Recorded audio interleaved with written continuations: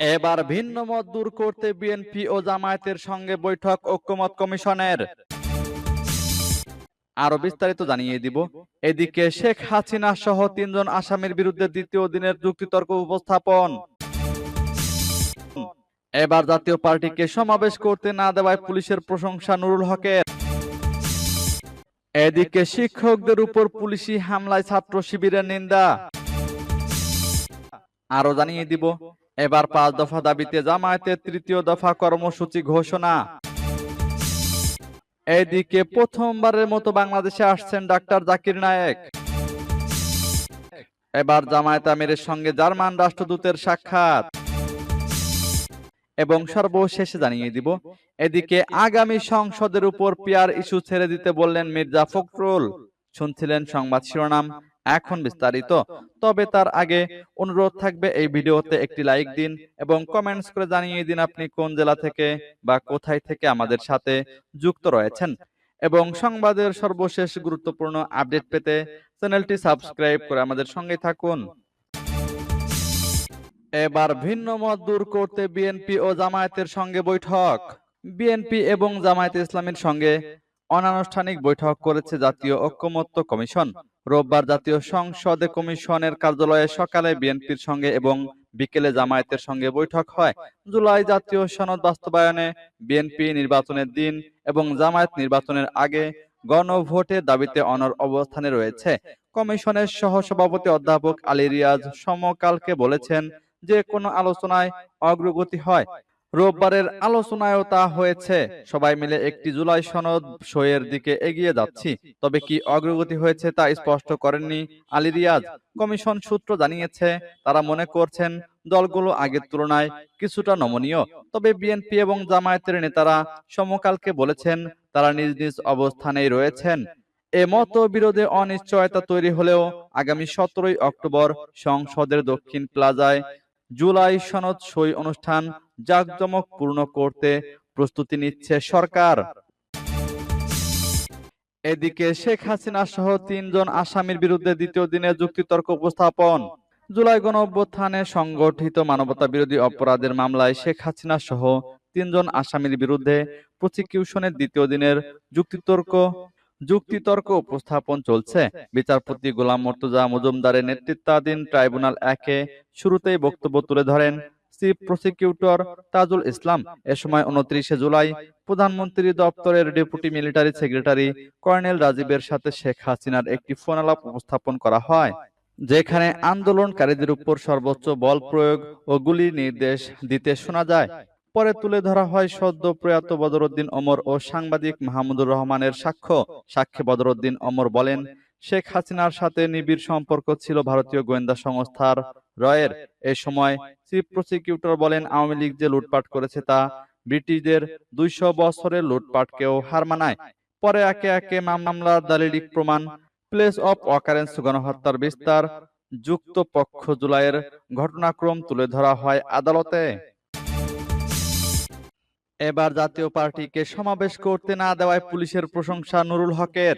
রাজধানীর কাকরাইলে জাতীয় পার্টিকে সমাবেশ করতে না দেওয়ায় পুলিশের প্রশংসা করেছেন গণ অধিকার পরিষদের সভাপতি নুরুল হক। তিনি বলেছেন, সারা দেশ থেকে নেতাকর্মী এনে আওয়ামী লীগের নেতাকর্মী জড়ো করে তারা এই সমাবেশ করতে চেয়েছিল। এর মাধ্যমে বিশৃঙ্খলা ও নৈরাজ্য তৈরি করতে চেয়েছিল দলটি। পুলিশ তাদের সে সুযোগ দেয়নি, বিষয়টি ইতিবাচক। শনিবার রাতে সুপ্রিম কোর্টের কনফারেন্স কক্ষের সামনে সাংবাদিকদের এক প্রশ্নের জবাবে নুরুল হক এসব কথা বলেন। সেখানে গত আগস্ট মাসে গণ অধিকার পরিষদের সহসভাপতি সহ দলের নেতাকর্মীদের উপর হওয়া হামলার ঘটনায় গঠিত তদন্ত কমিশনের সঙ্গে রুদ্ধদ্বার বৈঠক করেন নুরুল হক। বৈঠক শেষে সাংবাদিকদের সঙ্গে কথা বলেন গণ অধিকার পরিষদ সভাপতি। বিকেলে কাকরাইলে জাতীয় পার্টির কেন্দ্রীয় কার্যালয়ের সামনে পুলিশের বাধায় দলটির সমাবেশ পণ্ড হয়ে যায়। পুলিশের ভাষ্য, মৌখিকভাবে জাতীয় পার্টিকে বলা হয়েছিল রাস্তা দখল না করে কর্মসূচি পালন করতে, কিন্তু তারা রাস্তার উপর চেয়ার বসিয়ে মঞ্চ স্থাপন করে। কয়েকবার তাদের সতর্ক করার পরও শুনেনি। রাতে জাতীয় পার্টির প্রসঙ্গে নুরুল হক বলেন, আওয়ামী লীগের নেতাদের পাশাপাশি জাতীয় পার্টির অনেক নেতার বিরুদ্ধেও মামলা হয়েছে। এদিকে শিক্ষকদের উপর পুলিশে হামলায় ছাত্র শিবিরের নিন্দা। মূল বেতনের 20% বাড়ি ভাড়া ও চিকিৎসা ভাতা বৃদ্ধি সহ 3 দফা দাবিতে জাতীয় প্রেস ক্লাবের সামনে লাগাতার অবস্থান কর্মসূচি পালনরত শিক্ষকদের উপর পুলিশের হামলা তীব্র নিন্দা জানিয়েছে বাংলাদেশ ইসলামী ছাত্র শিবির। রোববার এক যৌথ বিবৃতিতে ছাত্র শিবিরের কেন্দ্রীয় সভাপতি জাহিদুল ইসলাম ও সেক্রেটারি জেনারেল নুরুল ইসলাম সাদ্দাম এ নিন্দা জানান। বিবৃতিতে নেতারা বলেন, দীর্ঘদিন ধরে বেসরকারি শিক্ষা প্রতিষ্ঠানের এমপিওভুক্ত শিক্ষক কর্মচারীরা মূল বেতনের 20% বাড়ি ভাড়া ও অন্যান্য ন্যায্য দাবিতে জাতীয় প্রেস ক্লাবের সামনে শান্তিপূর্ণ অবস্থান কর্মসূচি পালন করে আসছেন। পূর্ব ঘোষণা অনুযায়ী রোববার সকাল 8টা থেকে কর্মসূচি শুরু হলে বেলা 2:30টার দিকে বিনা উস্কানিতে পুলিশ তাদের উপর হামলা চালায়। সাউন্ড গ্রেনেড ও জলকামান নিক্ষেপে বেশ কয়েকজন শিক্ষক আহত হন। জাতি গড়ার কারিগরদের উপর এ ধরনের হামলা অত্যন্ত ন্যাক্কারজনক ও লজ্জাজনক। নেতারা আরো বলেন, শিক্ষকতাকে মহান পেশা বলা হলেও দুঃখজনকভাবে এই পেশার মানুষদের প্রাপ্য মর্যাদা ও ন্যায্য অধিকার আজও নিশ্চিত হয়নি। এবার 5 দফা দাবিতে জামায়াতের 3য় দফা কর্মসূচি ঘোষণা। বাংলাদেশ জামায়াত ইসলামের পক্ষ থেকে ঘোষিত 5 দফা দাবির ভিত্তিতে 3য় দফা কর্মসূচি ঘোষণা করেছে দলটি। শনিবার এক বিবৃতিতে সংগঠনের সেক্রেটারি জেনারেল ও সাবেক সংসদ সদস্য অধ্যাপক মিয়া গোলাম পরোয়ার এ কর্মসূচি ঘোষণা করেন। বিবৃতিতে তিনি জানান, জামায়াত ইসলামীর 5 দফা দাবি হলো: 1. জুলাই জাতীয় সনদ বাস্তবায়ন আদেশের মাধ্যমে গণভোট প্রদান করে আগামী ফেব্রুয়ারিতে নির্বাচন আয়োজন করা। 2. আগামী জাতীয় নির্বাচনে উভয় কক্ষে পিআর পদ্ধতিকে জুলাই জাতীয় সনদের অন্তর্ভুক্ত করে গণভোট প্রদান করা। 3. অবাধ, সুষ্ঠু ও গ্রহণযোগ্য নির্বাচনের লক্ষ্যে সকলের জন্য লেভেল প্লেয়িং ফিল্ড নিশ্চিত করা। 4. ফ্যাসিস্ট সরকারের সকল জুলুম, নির্যাতন, গণহত্যা ও দুর্নীতির বিচার দৃশ্যমান করা। এবং 5 হলো স্বৈরাচারের দোসর জাতীয় পার্টি ও 14 দলের কার্যক্রম নিষিদ্ধ করা। এদিকে প্রথমবার বাংলাদেশে আসছেন ডাক্তার জাকির নায়েক। প্রথমবারের মতো বাংলাদেশে আসছেন বিশিষ্ট ইসলামী বক্তা ও ধর্মীয় চিন্তাবিদ ডক্টর জাকির নায়েক। আগামী নভেম্বরে তিনি মেগা লেকচার ইভেন্টে অংশ নেবেন। আগামী 28 অথবা 29 নভেম্বর ঢাকায় যে কোনো একদিন ইভেন্টে তিনি অংশ নেবেন।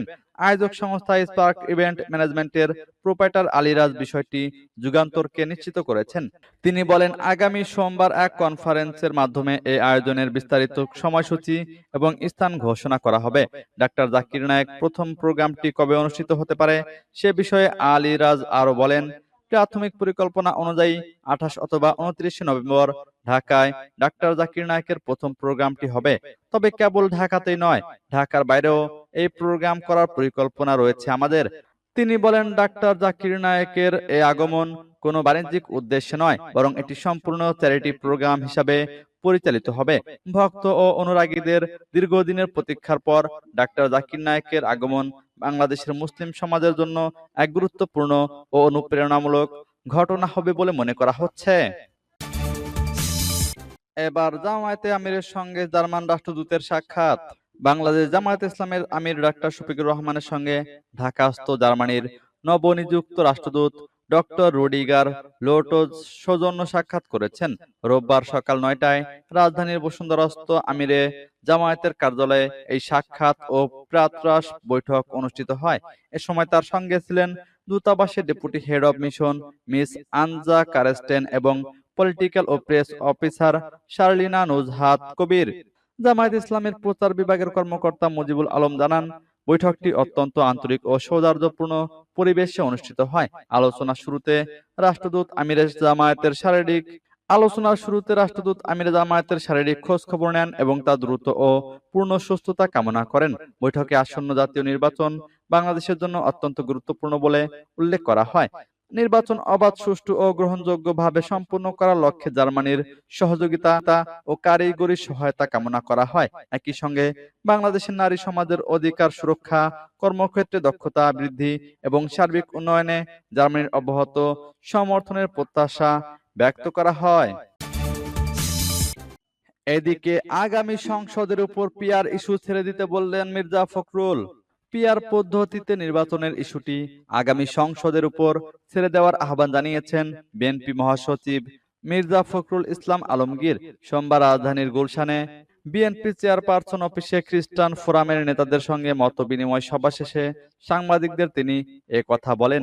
আগামী নির্বাচনে জনগণ আরেকবার রায় দেবে উল্লেখ করে মির্জা ফখরুল বলেন, সত্যিকার অর্থে বাংলাদেশ অসাম্প্রদায়িক, অবাধ ও সুষ্ঠু নির্বাচনের ব্যবস্থার চেষ্টা চলছে, যদিও সেটা বিঘ্ন করার বিভিন্ন অপচেষ্টা দেখা যায়। মির্জা ফখরুল আরো বলেন, হঠাৎ করে পিয়ার পদ্ধতি দাবি সামনে এনে আন্দোলন করার বিষয়টি যারা দ্রুত নির্বাচন চান তাদের কাছে পরিষ্কার নয়। এ বিষয়টি আগামী সংসদের উপর ছেড়ে দিতে হবে। কোন পদ্ধতিতে হবে সেখানে সিদ্ধান্ত হবে পরবর্তী নির্বাচন। সংসদ পদ্ধতির প্রসঙ্গে টেনে বিএনপি মহাসচিব বলেন, বিএনপি উচ্চ কক্ষের কথা বলেছে, এটি নতুন অভিজ্ঞতা, কিন্তু নিম্নকক্ষ অবাস্তব। এর আগে রোববার দুপুরে ঢাকা রিপোর্টার্স ইউনিটিতে আয়োজিত এক আলোচনা সভায় মির্জা ফখরুল ইসলাম আলমগীর বলেন, পিয়ার পদ্ধতি নিয়ে আন্দোলনের লক্ষ্যই হচ্ছে নির্বাচন বিলম্বিত করা এবং এটা জনগণ গ্রহণ করবে না।